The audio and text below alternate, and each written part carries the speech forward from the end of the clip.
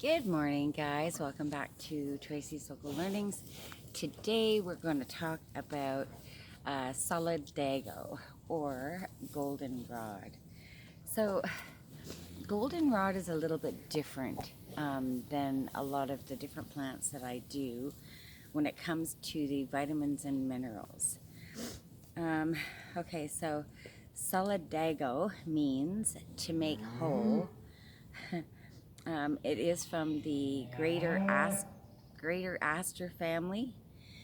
Okay, so some of the vitamins and minerals, it has vitamin C, potassium, calcium, magnesium. Then it also has vitamin P, and it's a type of flavonoid. It's very high in antioxidants and anti-inflammatories.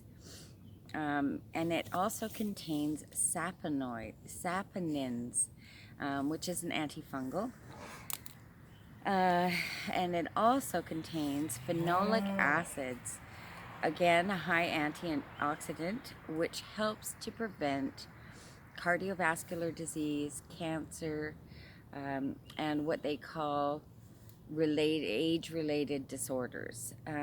So it's a diuretic, so it helps flush everything out and get rid of the fluid in your body. Where am I here? So it supports kidney health. It also has tannin compounds, which improve protein production in our bodies. Let's see. So the reason that we don't find a lot of like the vitamin A, E, and all of that is because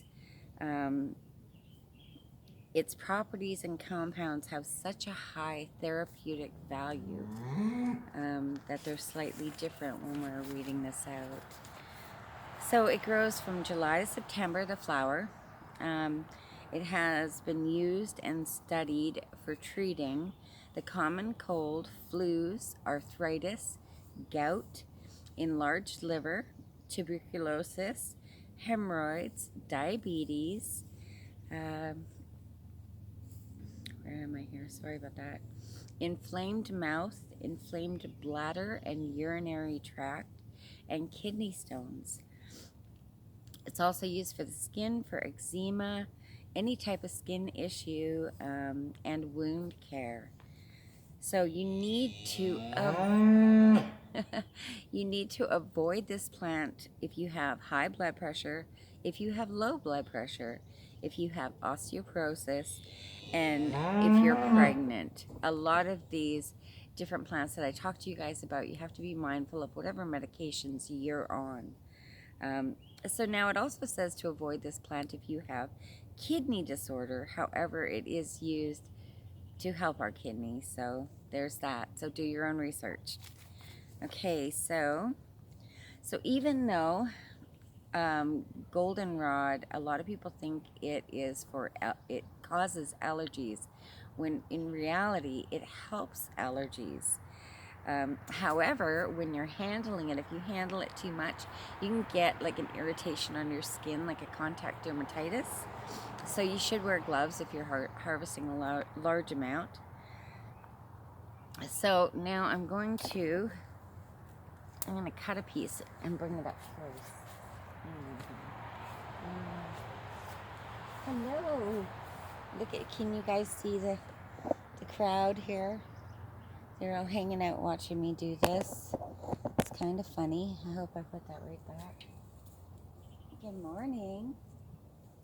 Okay. So, let's get up close. This is what the goldenrod looks like when the flowers are open. It's like little droopy clusters of tons and tons of beautiful, beautiful flowers. And if you look at the top of it, it looks like a tree, right? That's another identifying feature of the goldenrod, is that top part looks like a tree where it's flowering. Now here's the leaves. The leaves have like a rough, a rough texture to them. They're almost a little bit sandpapery. Now, all parts are usable. when it comes to being a medicinal. So oops, there's a bug on there. Get. So the flowers, the leaves, and I believe the stems as well. Now the stems are kind of thick, so when I put this on my dehydrator, I shred all the leaves off the stalk and the flowers. That way it dries faster. Now ooh, look at that spider. It's white. Can you guys see it? Oh no, there he's hiding. Can you guys see that white spider? He's gonna end up on my hand. There he goes. Down he goes. Oh, I don't like that white spider. I hope he goes that way. Okay, so the leaves are very thin and narrow. And if you look at the back, let me take these off. If you look at the back of the leaves, it has a variegated edge to it, or I'm sorry, like a jagged edge along the side of it. And on the back, it has a vein coming up the top in the center of it, and then small ones coming off the side. Yeah, so this is Solidago, or goldenrod. So now, hi, let's get back to, let me see if I can let you guys see the cows while we're doing this. Okay, so it's also part of the sunflower family. Now there's 60 to 70 different species around the world, again, which is why it is so important that you guys do your research. Grows to from 5 to 8 feet tall. It's a perennial from the root system. Now don't get this confused with ragweed. Ragweed is the other medicinal flower. Well, it's not medicinal. It's actually not a good flower at all. Ragweed is what causes our allergies. It's not goldenrod. I went over the identifying features. Okay, so what this plant does, which is so amazing, is it strengthens the mucous membranes in our body. So it's called a mucosa, the inner barrier, so of our lungs, all of the inside. My thing's on a bit of an angle here. Oh well, nothing I can do. The inner mucosa of our body. So it's an astringent, which means it dries everything out, and it tightens and tones. It catches the bacteria and eliminates it, protecting our immune system. So it eliminates it through our kidney and our bladder system. Wow. Okay, so there's a couple main features of this plant that are really important to help with, and the urinary tract is the bomb. So this stuff, hence its beautiful color, is trying to tell us that it's really good for our urinary tract. So it's one of the ones they call a go-to medicinal when it comes to kidney infections or bladder or urethra infections, okay? So because it's an anti-inflammatory, and it gets rid of the chronic infection in the bladder system. So there's a debate on whether or not this plant has antiseptic properties. Most herbalists believe that it does, and that's why it's used for urinary tract.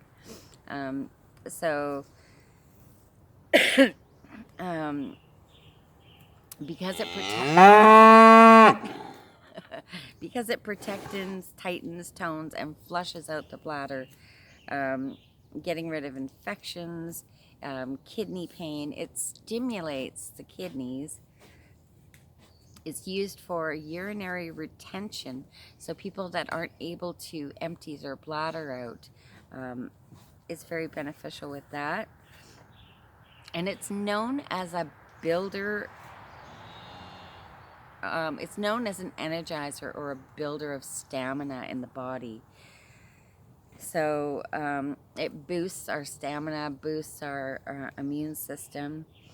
And like I said, it's an energizer. So it's like, yeah, coming in there to fix it all up and clean it all up and get you all better. Now the respiratory system is another one that this plant is used for a lot. It is the top plant. Oops. The top plant for allergies, you guys. This is what you guys want to look for. Now, stinging nettle is another good one, but this is what it is known for, is to help with allergies. So it gets rid of the itchy, watery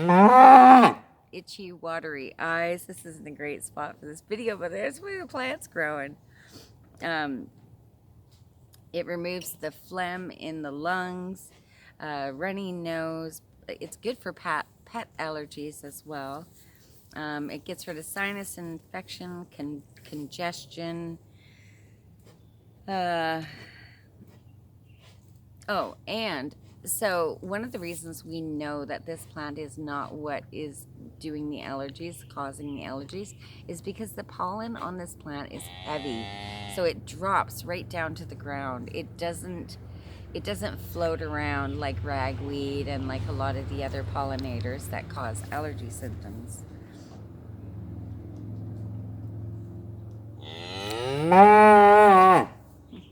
Okay, now for the skin. This is another one that's really good for our skin. Not only for wound healing, because it's so good for wound healing, but for burns, sores, ulcers, any skin irritations like eczema, psoriasis. Sorry, I'm very distracted. Again, being an astringent, it'll dry everything out, clear it all up. It's an anti-inflammatory, so it tightens and tones the tissues, aiding in the ability to heal itself, right? Our system. You can use it as a wash. You can use it as a gargle or a mouthwash if you have any mouth sores or a sore throat. You can also use it as tea or salves.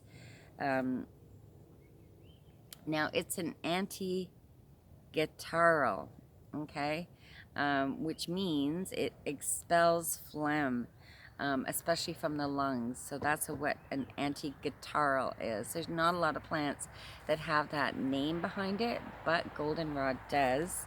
So it's going to help bring all that up and clear out your lungs. It's also a diuretic.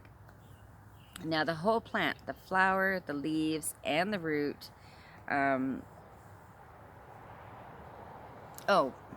When you're harvesting it for tinctures, because that's what I'm going to be doing today, is making a bunch of tinctures. You want to have it like this, so the flowers are only about 30% open. That's ideal, because when a plant is flowering, all the energy and all the properties go up to the flower, right, to help it open. So that's when you want to harvest it, is just before they're fully open.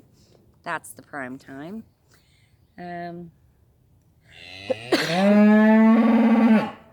Now, there's something really interesting about ragweed. Yes, it causes allergies. However, the root of ragweed is amazing for allergies. And if you mix the root of ragweed together with the goldenrod leaves and flowers, it is like one of the best, from what people tell me, for allergies. So, and again, you really want to do your research. Don't be getting ragweed and goldenrod mixed up, because the flowers of the ragweed are toxic.